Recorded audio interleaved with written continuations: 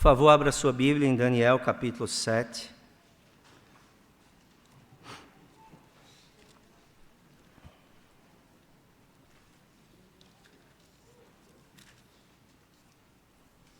Nós vamos terminar o capítulo 7 de Daniel, começando no verso 15.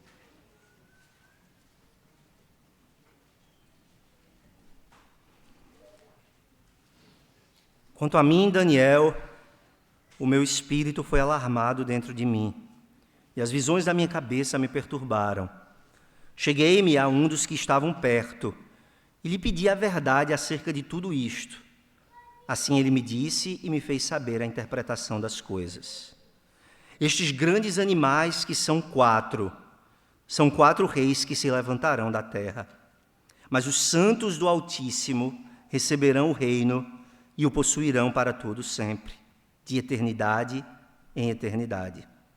Então tive desejo de conhecer a verdade a respeito do quarto animal, que era diferente de todos os outros, muito terrível, cujos dentes eram de ferro, cujas unhas eram de bronze, que devorava, fazia em pedaços e pisava aos pés o que sobejava.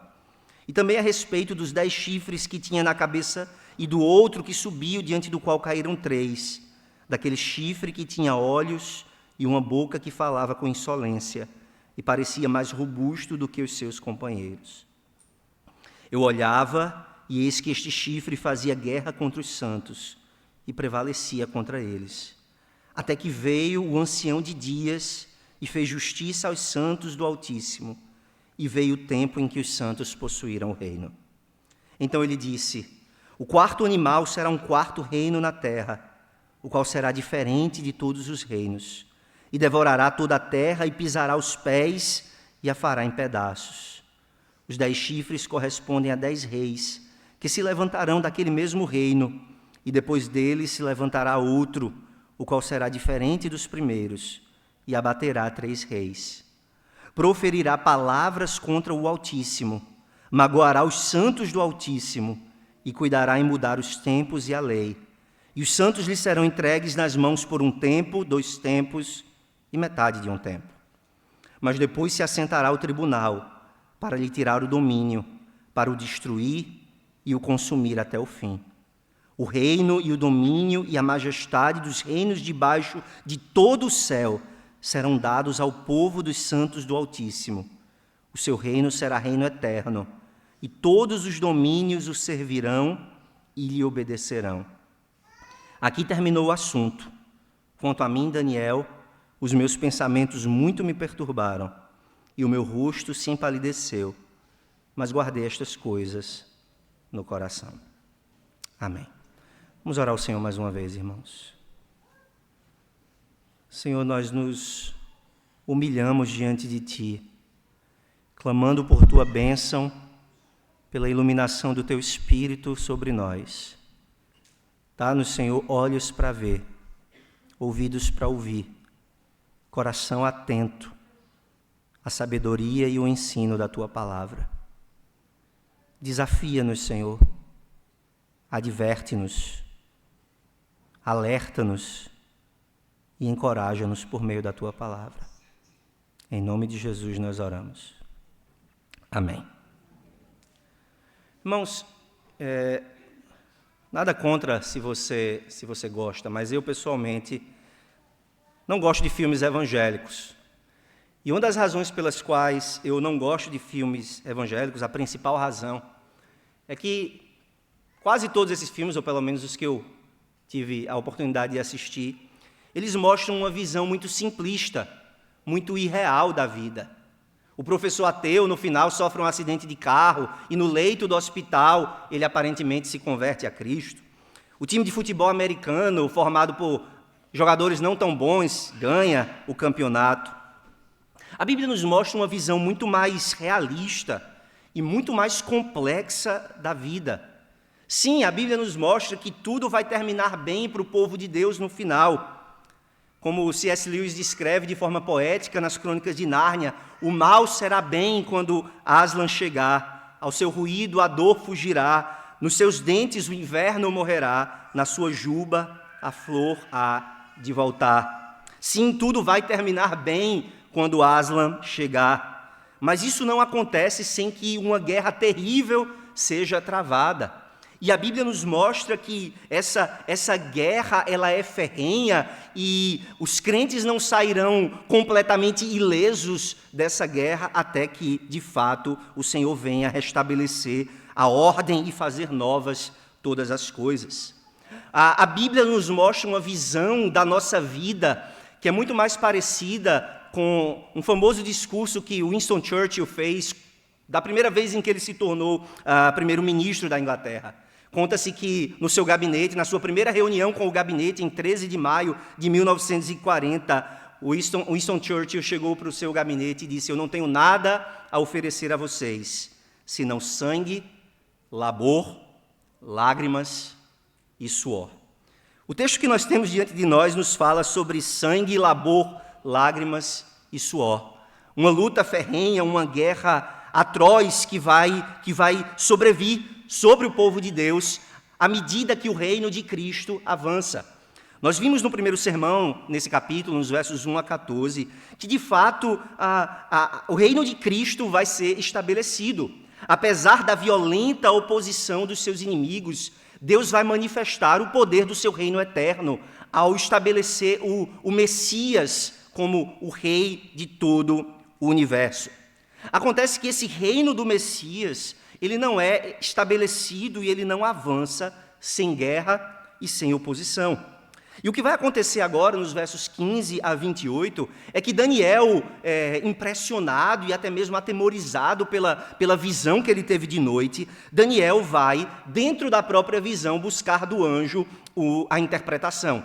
Você se lembra que, como parte da visão de Daniel, ele viu uma corte assentada nos céus, um tribunal estabelecido e uma multidão de anjos que ministravam diante do trono de Deus.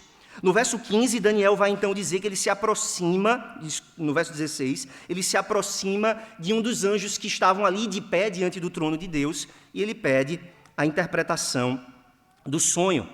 Acontece que quando o anjo interpreta o sonho e Daniel conta a interpretação, ele narra alguns detalhes que não estavam nos primeiros versos, na primeira metade do capítulo. E um desses detalhes, muito importante, é o surgimento dessa figura que é chamada dos santos do Altíssimo. Até o verso 14, nós não tínhamos essa figura dos santos do Altíssimo. E agora Daniel relata para nós que ele viu algo a respeito desses santos. O que nós vamos ver na mensagem de hoje é que, por causa da sua união com Cristo, o povo de Cristo terá vitória final sobre todos os seus inimigos. Por causa da sua união com Cristo, o povo de Cristo terá vitória final sobre todos os seus inimigos. Nós vamos ver isso em 3 partes. Nós vamos ver a identificação espiritual entre Cristo e o seu povo, a inimizade total contra Cristo e o seu povo e a invencibilidade final de Cristo e do seu povo. Os versos 15 a 18 nos falam de uma identificação espiritual entre Cristo e o seu povo.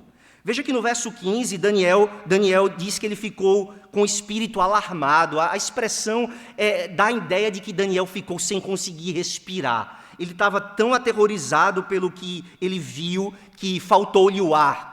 Os pulmões, ele puxava o ar e os pulmões não inchavam. Daniel então se aproxima de um anjo que ministrava perante o trono do ancião de dias e pede, no verso 16, a interpretação do sonho. E o anjo dá a interpretação do sonho em 2 partes. Veja comigo o verso 17 e 18. Estes grandes animais que são 4 reis que se levantarão da terra, mas os santos do Altíssimo receberão o reino e o possuirão para todo sempre, de eternidade em eternidade. A mensagem básica da visão de Daniel é muito simples. Por mais que a gente possa ter dificuldade com os detalhes, a mensagem básica é muito simples. Haverá uma sucessão de reinos sobre a terra. Esses reinos são inimigos de Deus e inimigos do povo de Deus. Mas apesar da força e da violência desses reinos, o reino final pertence ao Altíssimo. E o Altíssimo dará esse reino àqueles que são aqui chamados de santos. O problema, como já dissemos, é que nos versos 1 a 14 nós tínhamos visto o reino ser dado a quem? Ao Filho do Homem. Você se lembra? Nos versos 13 e 14, Daniel olha para o céu e ele vê um semelhante ao Filho do Homem. Subindo entre as nuvens do céu, ele se aproxima do ancião de dias e a esse Filho do Homem é dado o reino. Só que agora, no verso 18, o reino é dado não ao Filho do Homem, mas a esses que são chamados de santos do Altíssimo. Nós vimos no último sermão em Daniel 7 que o Filho do Homem é uma visão de Cristo, alguém que é descrito tanto como Deus quanto como homem. Ele é descrito como Deus na imagem dessa carruagem de nuvens, ele cavalga entre as nuvens do céu, algo que no Antigo Testamento é um símbolo claro da divindade. E ao mesmo tempo, ele é um filho do homem, ele é descrito como um novo Adão, ele é descrito como alguém que recebe domínio, o domínio que Adão perdeu no seu pecado. E é a esse filho do homem, o Messias, o Senhor Jesus Cristo, que o reino é entregue, nos versos 13 e 14. Mas aqui o reino é dado aos santos do Altíssimo, que são uma figura diferente do filho do homem. Alguns tentam igualar como se o Filho do Homem fosse apenas uma imagem para Israel, mas não, de fato, nós temos aqui duas figuras. Não são a mesma pessoa, não são a mesma entidade, mas ao mesmo tempo há uma profunda identificação entre ambos. O que nós temos aqui, irmãos, é uma verdade profunda que é dada a nós nas Escrituras. A verdade de que existe uma íntima ligação entre a vida e o destino do Filho do Homem e a vida e o destino do povo de Deus. Aquilo que o Filho do Homem recebe é aquilo que os santos do Altíssimo recebem. Aquilo que é dado a Cristo é aquilo que é dado ao povo de Cristo. No Novo Testamento, nós vamos ver que essa íntima ligação entre o Messias e o seu povo é ensinada a nós de muitas maneiras, e nós chamamos isso da doutrina da união com Cristo. O nosso Catecismo Maior fala dessa união, quando na pergunta 66, pergunta o seguinte: qual é a união que os eleitos têm com Cristo? E a resposta é: a união que os eleitos têm com Cristo é a obra da graça de Deus, pela qual são eles espiritual e misticamente, ainda que real e inseparavelmente, unidos a Cristo, seu cabeça e esposo, o que se efetua em sua vocação eficaz. Nós vemos no Novo Testamento que essa união com Cristo, ela representa muitas coisas importantes para nós. Ela pode ser descrita com pelo menos 3 palavras. Essa união com Cristo é uma participação em Cristo. Os crentes participam dos eventos da narrativa da história de Cristo. É por isso que o Novo Testamento vai dizer que nós fomos crucificados com Ele na morte pelo batismo. O Novo Testamento vai dizer que nós somos sepultados com Ele. O Novo Testamento vai dizer que, assim como Ele ressuscitou, nós ressuscitamos. E assim como Ele está assentado em lugares celestiais, nós estamos assentados em lugares celestiais com Cristo. Nós participamos de uma forma espiritual e mística inexplicável dos eventos e da narrativa da história de Cristo. Ao mesmo tempo, o Novo Testamento descreve essa união como uma identificação. O cristão é colocado no ambiente da vida e do domínio de Cristo. O cristão é colocado dentro dos muros do reino de Cristo e ele agora desfruta da proteção e do governo e da autoridade de Cristo. Em Colossenses 1, Paulo vai dizer que nós fomos tirados do império das trevas e fomos transportados para o reino do Filho do seu amor. Nós somos identificados com Cristo, colocados dentro do ambiente da sua vida e do seu domínio. Essa união com Cristo significa também uma incorporação. Nós nos tornamos membros do corpo de Cristo. Vejam que conexão tão íntima, ao ponto de a Bíblia dizer que a nossa união com Cristo é como a união do marido com a esposa. E mais ainda, ao ponto de dizer que é como a união que há entre a cabeça e os membros. Onde a cabeça está, os membros também vão. Onde a cabeça guia, os membros caminham. Tudo que Daniel ouvir daqui por diante vai detalhar e vai aprofundar essa ideia de que a vida e o destino dos santos do Altíssimo estão profundamente atrelados e ligados à vida e ao destino do Filho do Homem. Em outras palavras, tudo aquilo que a gente vê acontecer com o Filho do Homem, que é o próprio Cristo, nós vamos ver acontecer com os santos que são o povo de Cristo. Então, os versos 15 a 18 nos ensinam essa identificação espiritual entre Cristo e o seu povo. A partir do verso 19, nós temos, até o verso 25, uma descrição da inimizade total contra Cristo e contra o seu povo. Depois de dar essa interpretação geral do sonho, da visão, o anjo vai agora, a pedido de Daniel, dar mais detalhes sobre o quarto animal. Lembre-se que Daniel viu 4 animais, um semelhante a um leão com asas, o outro semelhante a um urso que tinha um lado maior do que o outro, o terceiro animal semelhante a um leopardo, uma pantera com 4 asas, e o quarto animal indescritível, um monstro que se esconde nas sombras e que Daniel não é capaz de comparar com nenhuma criatura da criação de Deus. Daniel, então, no verso 19, diz: eu tive desejo de conhecer a verdade a respeito do quarto animal, que era diferente de todos os outros, muito terrível, cujos dentes eram de ferro, cujas unhas eram de bronze, que devorava, fazia em pedaços e pisava aos pés o que sobejava. Daniel, então, pede ao anjo a interpretação, e ao fazer isso ele reconta a visão e acrescenta alguns detalhes. Por exemplo, até o verso 19, nós não sabíamos que a quarta besta tinha unhas de bronze. No verso 20, Daniel vai então pedir também uma interpretação dos 10 chifres e do 11º chifre que surge dentre os 10, que destrói 3 chifres e que tinha olhos e uma boca que falava com insolência. Daniel ainda descreve nos versos 21 e 22 que ele olhou para esse pequeno chifre, o 11º, e viu que ele fazia guerra contra os santos e prevalecia contra eles, até que veio o ancião de dias e fez justiça aos santos do Altíssimo, e veio o tempo em que os santos possuíram o reino. A partir do verso 23, então, o anjo responde ao pedido de Daniel, e ele vai dar a interpretação dessa visão que o profeta teve nos sonhos da sua noite. E o anjo diz o seguinte no verso 23. Primeiro, ele vai dizer que o quarto animal é um quarto reino, muito diferente de todos os reinos que vieram antes. Ele devorará a terra, pisará os pés e a fará em pedaços. No verso 24, ele diz que os 10 chifres são 10 reis ou reinos que se levantarão depois daquele quarto reino. E um reino ainda mais diferente que surgirá em seguida e humilhará 3 reinos.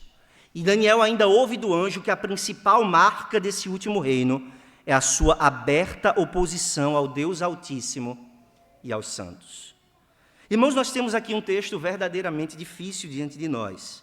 E existem 2 questões importantes que nós precisamos responder. A primeira pergunta é: quem é esse pequeno chifre?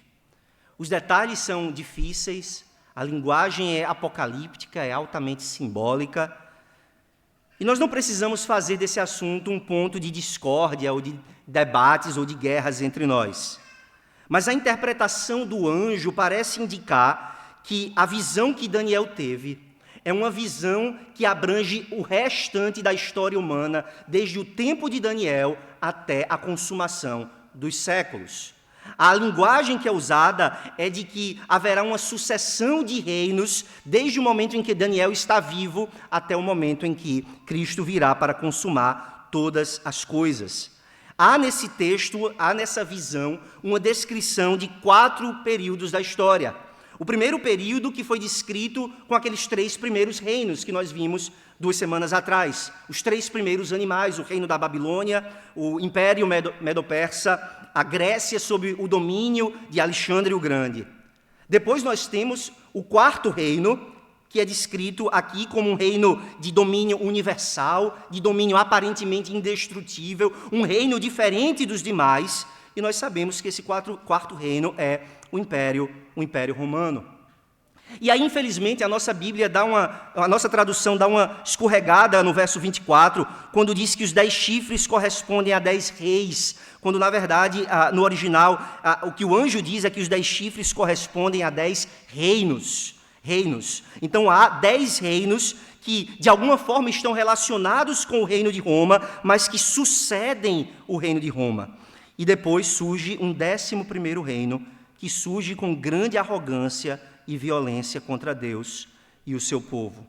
Nós não precisamos pressionar demais os detalhes, não há necessidade de dizermos que são 10 reinos literais e um 11º que destrói 3 reinos literalmente. A linguagem é simbólica, lembre-se disso. Nós estamos diante de um texto simbólico. O importante para nós é entender que Daniel está tendo essa visão de tudo o que vai acontecer, desde o momento em que ele está recebendo essa visão, quando o Belsazar é o rei da Babilônia, até o momento em que todas as coisas se consumarão no reino de Cristo. Mas a pergunta continua: quem é esse pequeno chifre? Esse pequeno chifre que aparece no final da história parece ser uma mesma figura do Novo Testamento que nós costumamos chamar de o anticristo. O Novo Testamento nunca chama essa figura de o anticristo diretamente. Ela aparece para nós em 2 Tessalonicenses, capítulo 2, eu queria que você abrisse comigo, e ali é chamado por Paulo de o homem da iniquidade. Veja comigo, por favor, 2 Tessalonicenses, capítulo 2.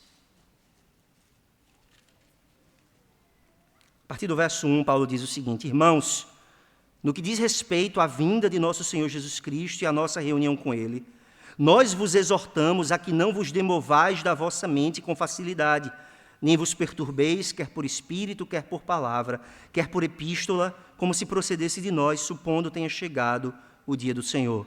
Agora preste atenção.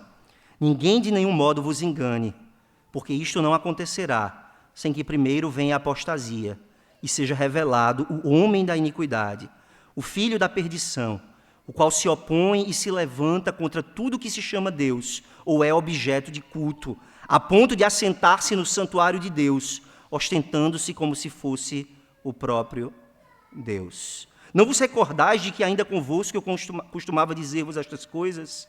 E agora sabeis o que o detém, para que ele seja revelado somente em ocasião própria. O Novo Testamento nos fala de uma figura que é chamado aqui de o homem da iniquidade, o filho da perdição, que surgirá antes da vinda do nosso Senhor Jesus Cristo e da nossa reunião com Ele. Esse homem chamado de filho da perdição se opõe e se levanta contra tudo que se chama Deus, contra tudo que é objeto de culto, a ponto de assentar-se no santuário de Deus, ostentando-se como se fosse o próprio Deus. Você percebe a semelhança entre a descrição que Paulo faz desse homem da iniquidade e a descrição que o anjo faz desse pequeno chifre? Ambos reivindicam para si a autoridade divina. Ambos tentam receber adoração e se opõem à adoração ao Deus verdadeiro.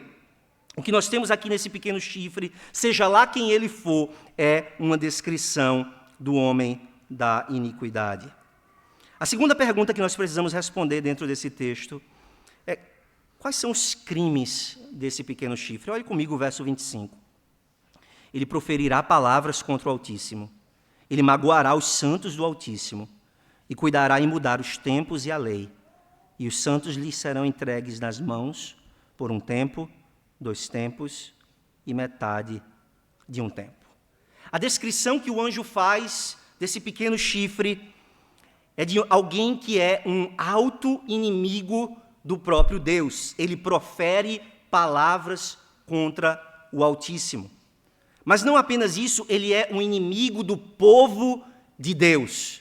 Ele magoará os santos. A palavra descreve uma roupa que é desgastada, que é surrada. Ele vai cansar os santos e fazer com que eles sejam como uma roupa surrada. E ele é inimigo da providência de Deus. Veja, ele cuidará de mudar os tempos e a lei. Ele tentará mudar os tempos e a lei. O que significa dizer isso? Volta comigo para o capítulo 2 de Daniel e veja que essa habilidade de estabelecer tempos e leis é algo que Daniel diz que pertence somente ao Senhor. Em Daniel capítulo 2, verso 21, ele diz: é ele quem muda o tempo e as estações, remove reis e estabelece reis. Ele dá sabedoria aos sábios e entendimento aos inteligentes. Esse pequeno chifre, esse homem da iniquidade, ele se julga tão poderoso, ele se julga tão elevado, ele se julga tão divino, que ele acredita que ele tem sobre si o poder de estabelecer e tirar reis, de estabelecer os tempos e as estações. Ele arroga para si a prerrogativa de mudar os planos do próprio Deus e de atrapalhar aquilo que Deus quer executar nos seus decretos. O que é assustador nessa passagem é que esse homem da iniquidade se levanta contra Deus, contra o povo de Deus, contra a providência de Deus, e ele consegue prevalecer por algum tempo. Veja que o verso 25 termina dizendo: os santos lhe serão entregues nas mãos, por um tempo, 2 tempos e metade de um tempo. Alguns dos nossos irmãos fazem uma confusão danada com essa expressão, um tempo, 2 tempos e metade de um tempo. A gente não precisa de teorias mirabolantes para explicar o que é que Daniel está ouvindo do anjo aqui. A explicação básica é muito simples. Basta você comparar o final do verso 25 com o final do verso 26. O reino e a prevalência e a vitória desse homem da iniquidade, ela vai durar 1 tempo, 2 tempos e metade de um tempo. Mas a destruição dele vai ser, veja o final do verso 26, até o fim. O significado básico é que seja lá quanto tempo durar esse tempo do anticristo, esse tempo do pequeno chifre, é um tempo que vai ser abreviado e ele então será destruído por completo.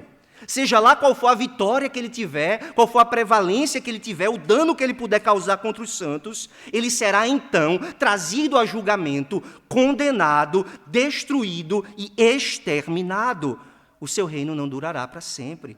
As suas vitórias e a sua arrogância contra Deus e contra os santos vão ter um ponto final. Mas a ideia a linguagem que o anjo usa parece sugerir que o reino desse pequeno chifre ele vai parecer se prolongar naquilo que os matemáticos e engenheiros aqui vão chamar de progressão geométrica. Veja, ele reina por um tempo e ele prevalece por um tempo. Depois ele prevalece pelo dobro desse tempo. E aí você imagina, então na próxima vez ele vai prevalecer por 4 vezes, depois por 8 vezes, depois por 16 vezes. Mas em vez disso é dito que ele prevalece por 1, por 2 e então por meio.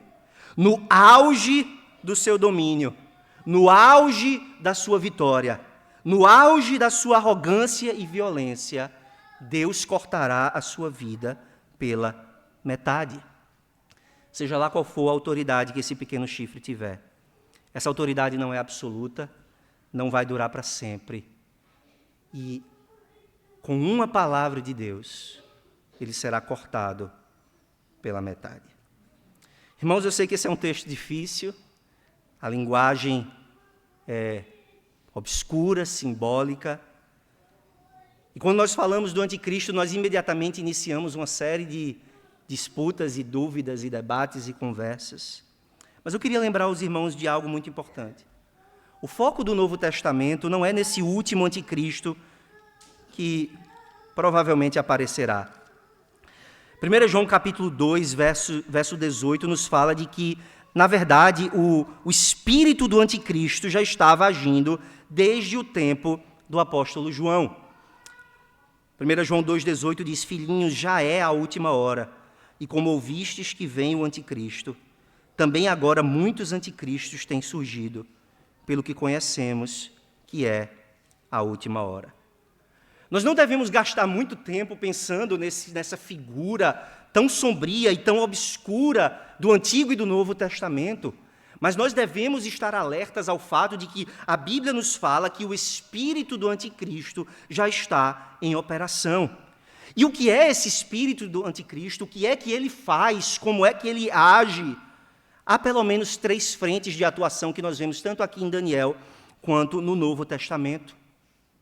O espírito do anticristo atua perseguindo os crentes, propagando o erro e profanando o culto.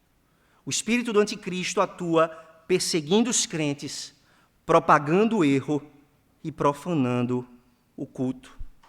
Então, por que Deus nos dá uma passagem difícil como essa em Daniel capítulo 7? Porque nós temos de ler, de prestar atenção, de crer e de aprender sobre essa passagem e sobre essa figura tão misteriosa. O objetivo é que nós estejamos alertas e vigilantes para esse espírito do anticristo que atua dessa maneira.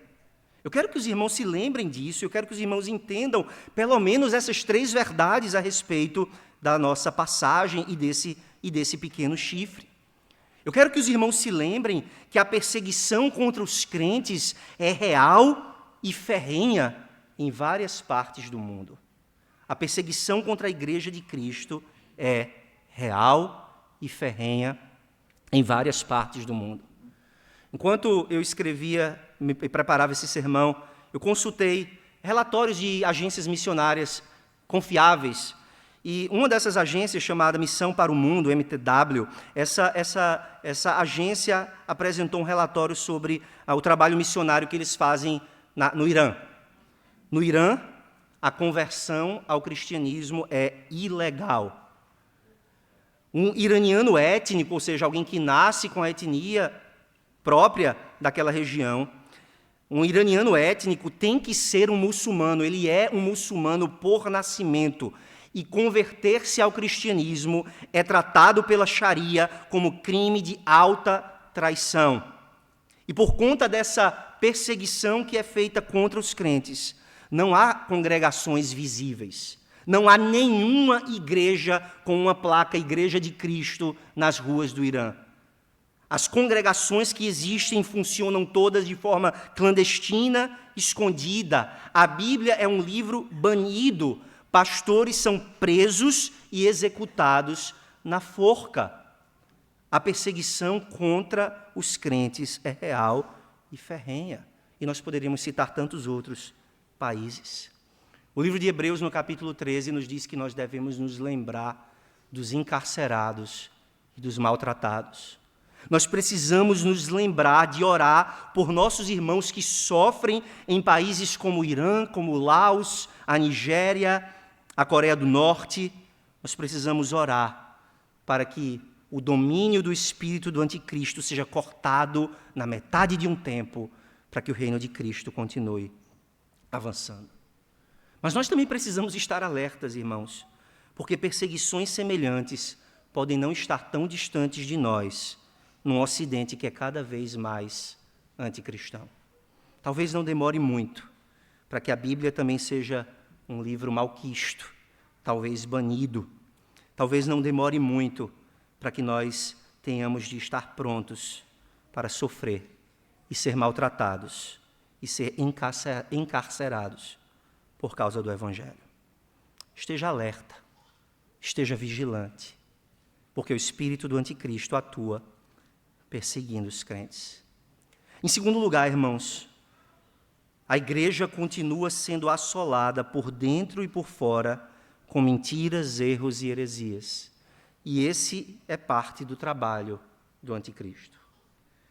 A igreja continua sendo assolada com mentiras e erros e heresias, que vêm de fora e que nascem dentro também. O que é que vem de fora? Secularismo, a ideia de que Deus ou não existe, ou não se preocupa conosco, ou nós não devemos nos importar com Ele, Deus não é importante para a ciência, Deus não é importante para a vida, Deus não é importante para nada. O pluralismo religioso, a ideia de que todos os caminhos levam a Deus, de que todas as religiões ensinam a mesma coisa, de que todos nós devemos pregar o amor e parar de brigar por doutrinas. A pós-modernidade, a ideia de que não existe verdade absoluta, de que não existe certo e errado, de que toda moralidade é socialmente construída, de que até mesmo gênero e sexo são coisas construídas, que não existe masculino e feminino. Todas essas mentiras, erros e heresias alimentam o espírito do anticristo e são alimentadas por ele. Mas os erros não estão só do lado de fora, estão aqui dentro também. No mundo evangélico, as pessoas dizem que o que importa é o amor, o que importa é pregar Jesus e o amor. O evangelho da prosperidade continua avançando a passos largos. Não há uma esquina no nosso país e em tantos outros países onde nós não possamos encontrar esse maldito evangelho de que você crê em Cristo e fica rico. Agora nós temos o evangelho coach, o evangelho que diz que o homem está no centro de todas as coisas, que do coração de Jesus nós somos o centro. A ideia de que doutrina não é importante, de que nós não precisamos conhecer a Bíblia profundamente. Todos esses erros, mentiras, enganos e heresias estão à nossa volta e são parte da operação do erro, do espírito do anticristo.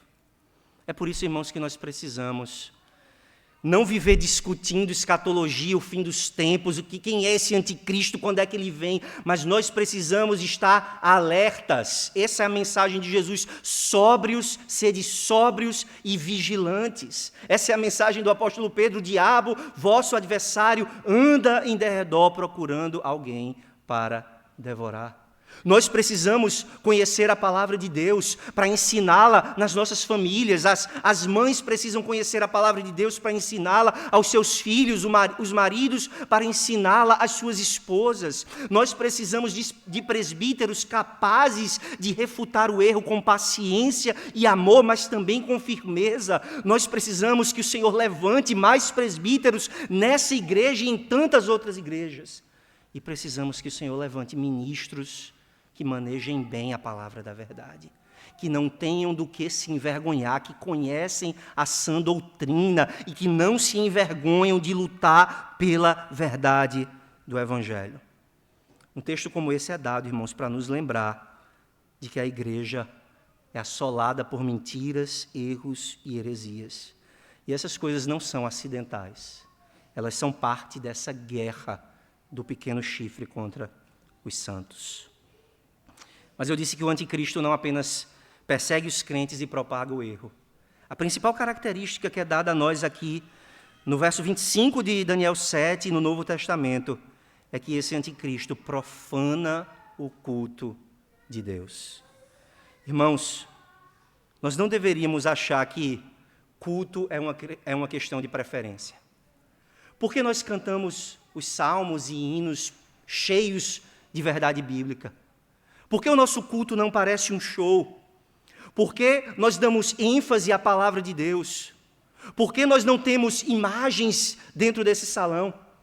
Por que nós temos apenas duas ordenanças visíveis, que são o sacramento do batismo e o sacramento da ceia do Senhor? Não é por uma preferência, não é porque nós somos tradicionais, não é porque nós estamos apegados ao passado, mas é porque Deus zela pelo culto. E uma das principais táticas desse pequeno chifre, desse homem da iniquidade, desse espírito que atua contra o Senhor e contra o seu povo, é perverter e profanar o culto divino.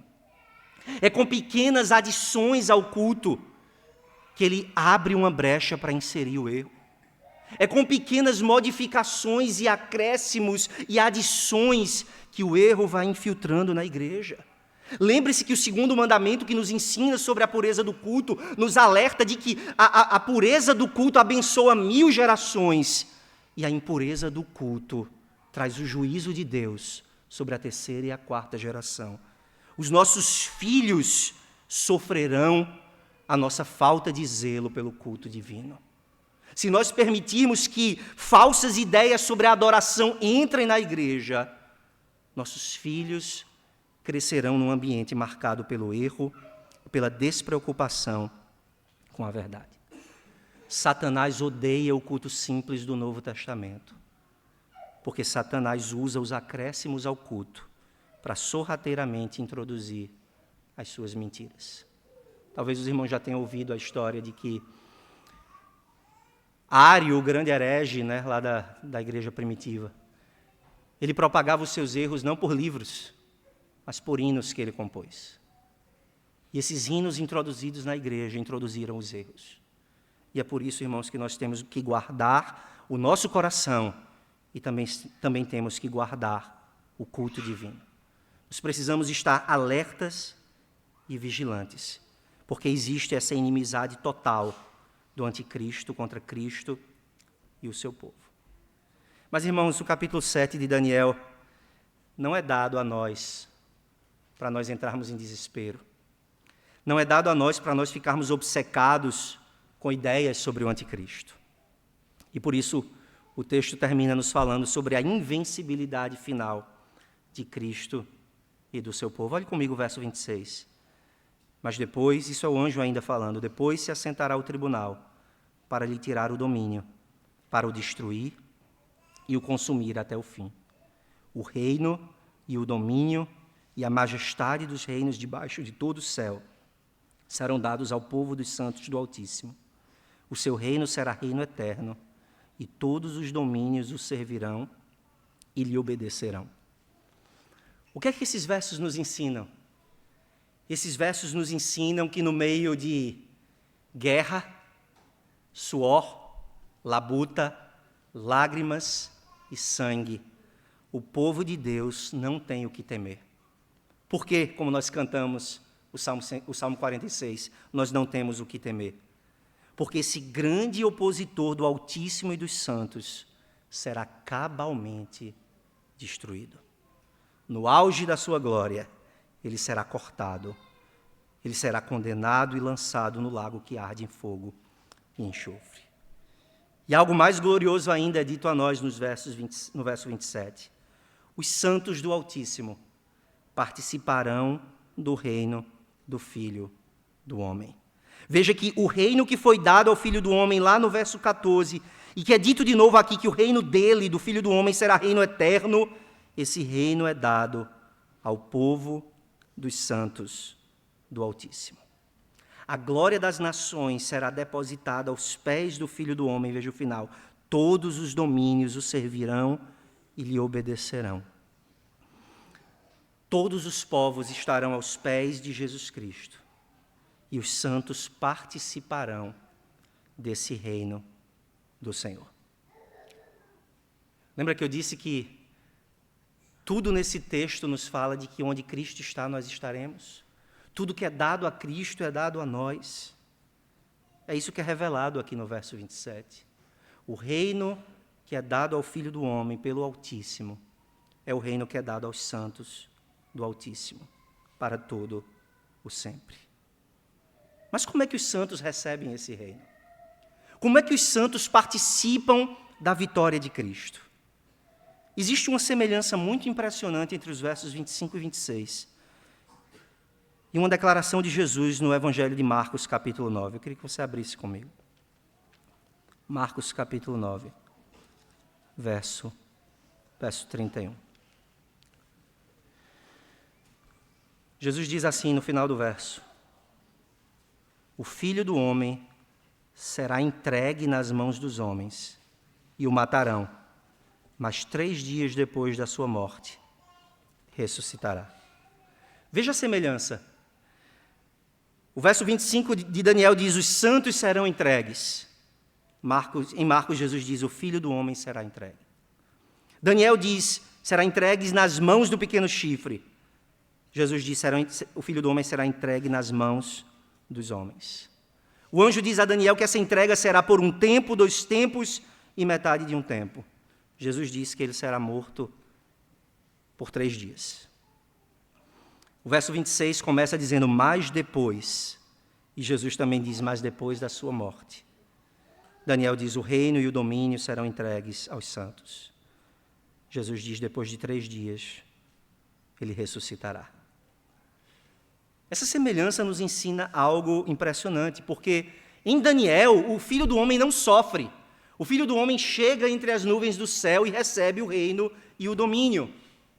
Mas Jesus diz que para que ele pudesse subir para receber o reino e o domínio, ele precisava tomar o lugar dos santos do Altíssimo. Esses santos que sofrem aqui em Daniel, Jesus vai tomar o lugar deles. Jesus vai se identificar com os sofrimentos do seu povo. Jesus vai sofrer e morrer pelos santos do Altíssimo, para que, depois de ter sofrido, depois de ter morrido, quando ele recebesse a sua vitória na ressurreição, os santos que sofrem também recebam a vitória da ressurreição. Assim como Cristo veio para sofrer em lugar do seu povo, em lugar dos santos, os santos participam da vitória de Cristo na ressurreição.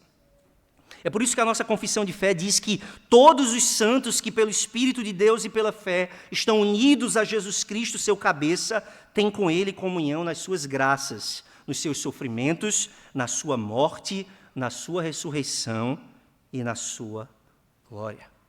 O que foi a ressurreição de Cristo, irmãos? Foi a declaração da sua vitória sobre os seus inimigos. Os inimigos foram de fato vencidos na cruz, quando ele despojou os principados e as potestades, quando ele pegou o escrito de dívida que era contra nós, ele pegou a lista de todos os nossos pecados e violações à lei de Deus, e ele pregou essa lista na cruz, e ele escarneceu de todos os seus inimigos.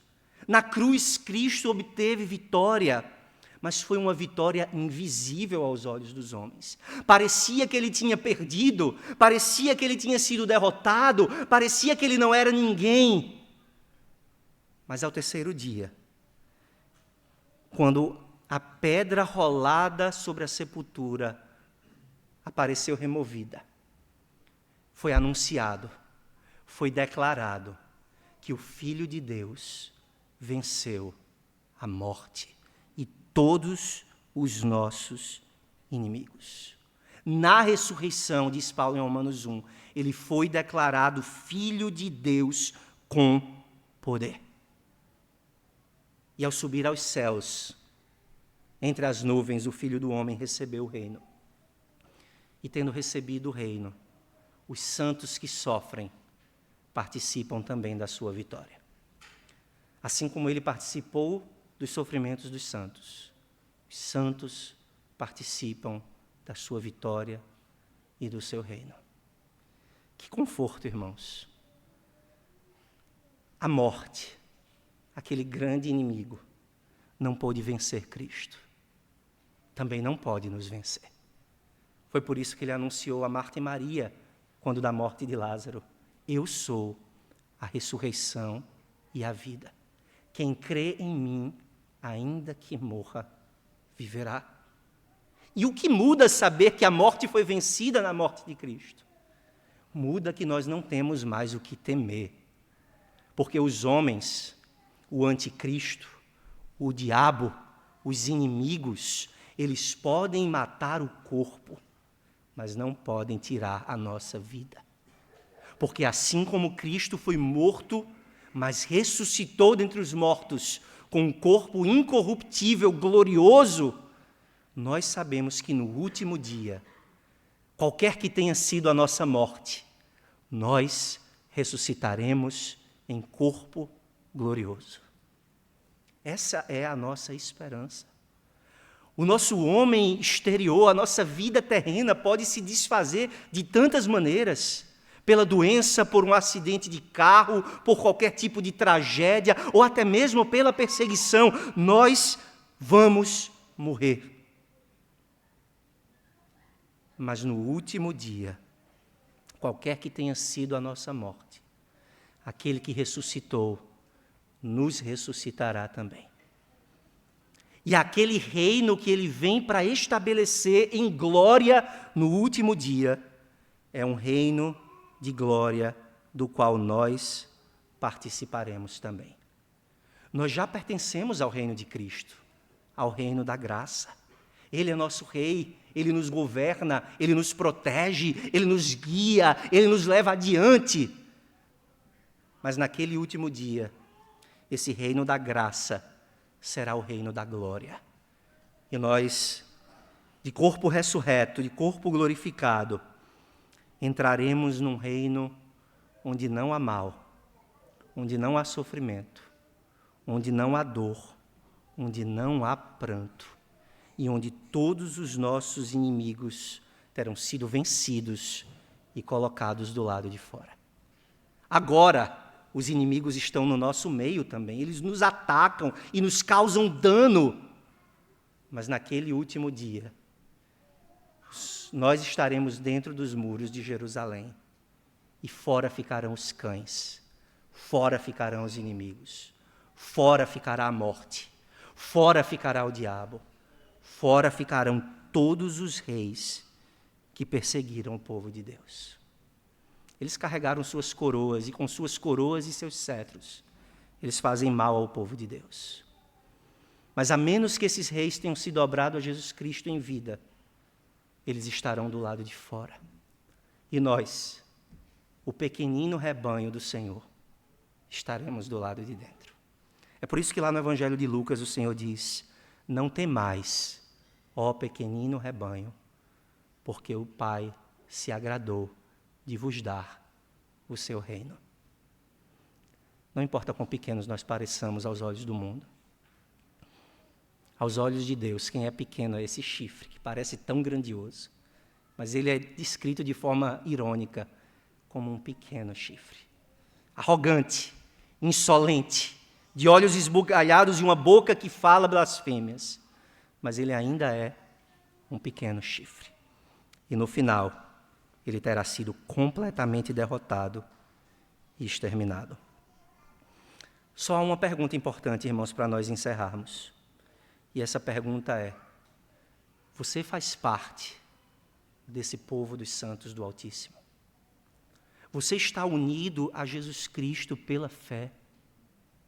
Esse reino e essa vitória não é dada indistintamente a todos os homens, mas é dada àqueles que pertencem ao povo dos santos do Altíssimo. Como eu me torno parte desse povo? Como eu me torno parte dos santos de Cristo, do povo de Cristo? Há somente um caminho: é colocar a fé nele, a confiança nele. É desistir de todas as outras formas de salvação e de aceitação diante de Deus e receber Cristo e todos os seus benefícios por meio da fé. Cristo que sofreu e morreu pelo seu povo, de braços abertos, estende as mãos para todo aquele que quiser vir a Ele. Se você tão somente vir a Cristo, Ele o receberá. Se você tão somente se render aos pés de Cristo, você se tornará parte do povo dos santos do Altíssimo. Você se tornará parte desse povo que ama e serve ao Senhor Jesus. Venha a Cristo hoje, confessando os seus pecados, colocando nele a sua fé e a sua confiança. Entregue o teu caminho àquele que morreu e ressuscitou pelos pecadores. E há uma promessa a todos aqueles que fazem isso. Nós lemos em Atos 10:43, por meio do seu nome, todo aquele que nele crê recebe remissão de pecados. Assim como ele vive para sempre, todos os que estão nele têm a vida eterna. Nós vimos nesse texto, irmãos, que por causa da nossa união com Cristo, o povo de Cristo terá vitória final sobre todos os seus inimigos. Estejam alertas, irmãos. Esse não é um caminho sem lutas. Esse não é um caminho sem perigos. Esse não é um caminho sem dor. Estejam alertas contra os ataques de Satanás e daqueles que seguem o espírito do anticristo. Não se deixem intimidar pelas ameaças, permaneçam firmes em Cristo. Vigiem para não caírem em erros, mentiras e heresias tão comuns em nossa época. Mas lembrem-se e sejam encorajados, porque Cristo venceu, nós venceremos também. Porque Ele vive, nós viveremos também. Porque Ele reina, nós reinaremos também. Oremos ao Senhor. Obrigado, ó Senhor, pelo alerta que recebemos da Tua palavra, pela advertência que Tu nos fazes para sermos sóbrios e vigilantes. Mas obrigado pela certeza de que aqueles que estão em Cristo não podem ser arrebatados da Tua mão. Obrigado pela certeza de que aqueles que andam com o Senhor não podem ser presas dos Teus inimigos. Ó Senhor, encoraja o Teu povo e anima o Teu povo a viver de forma ousada para o Senhor e para o Teu reino. Mantém o teu povo livre das tentações, dos enganos, dos erros. Ó Senhor, faz com que a tua igreja tenha um culto cada vez mais puro, não apenas externamente, mas que o nosso coração que cultua seja também purificado. Ó Senhor, livra o teu povo da perseguição ao redor do mundo. Derruba os inimigos do cavalo, Senhor. E faz com que a tua igreja no Irã e em tantos outros países perseguidos, faz com que a tua igreja tenha dias de tranquilidade e o teu evangelho possa ser pregado sem embaraços. Ó Senhor, salva muitos no nosso meio, entre os nossos familiares e amigos, que permanecem sob o poder do engano, sob o poder da mentira e sob o poder do pecado. Faz avançar, Senhor, o teu reino pelo mundo, por essa cidade e também nos nossos corações. Encoraja-nos com a verdade de que a vitória de Cristo é a nossa vitória e de que a vida de Cristo nos céus é a vida que nós temos também. É no nome dele que nós oramos, Senhor. Amém. Coloquemos